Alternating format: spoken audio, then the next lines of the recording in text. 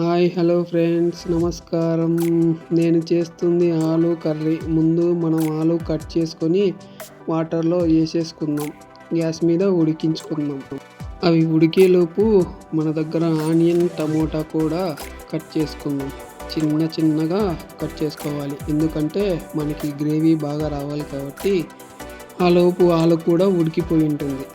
ఉడికిపోయిన ఆలు చిన్నగా కట్ చేసుకొని చిన్న ముక్కలుగా కట్ చేసుకోవాలి.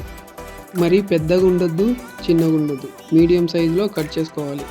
ఇప్పుడు బాండీలో నూనె వేసుకున్న తర్వాత కొంచెం వేడయ్యాక ఆవాలు, జీలకర్ర, కరివేపాకు, ఉల్లిగడ్డలు, కొంచెం పచ్చిమిరపకాయలు బాగా వేడయ్యే తర్వాత టమోటా కూడా వేసుకోవాలి. కాస్తంత ఉప్పు కూడా సరిపడంత వేసుకోవాలి. కొద్దిగా అల్లం పేస్ట్. ఈ ఆలు కర్రీలోకి అల్లం లేకుంటే అది చేసి కూడా వేస్టే.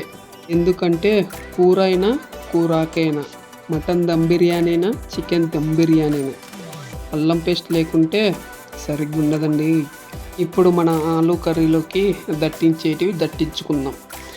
ఫస్ట్ కారం, ధనియా, గరం మసాలా, ఆలు మసాలా బాగా వేసుకున్న తర్వాత బాగా టమోటా, ఆనియన్ బాగా పట్టేలా కలుపుకోండి.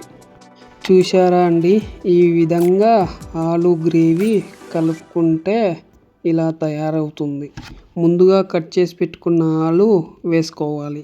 ఆలు పలగకుండా ఈ విధంగా కలుపుకుంటే ఆనియన్, టమోటా కూడా బాగా పట్టుకుంటుంది ఆలుకి. ఆ తర్వాత కొత్తిమీర సన్నగా కట్ చేసుకున్న తర్వాత వాటర్లో వేసుకొని తయారైన ఆలు కర్రీలో రాలుపుకుంటాం. అంతేనండి, గుమగుమలాడే ఆలు కర్రీ రెడీ అవుతుంది. ఈ ఆలు కర్రీ నచ్చితే లైక్ చేయండి, షేర్ చేయండి, సబ్స్క్రైబ్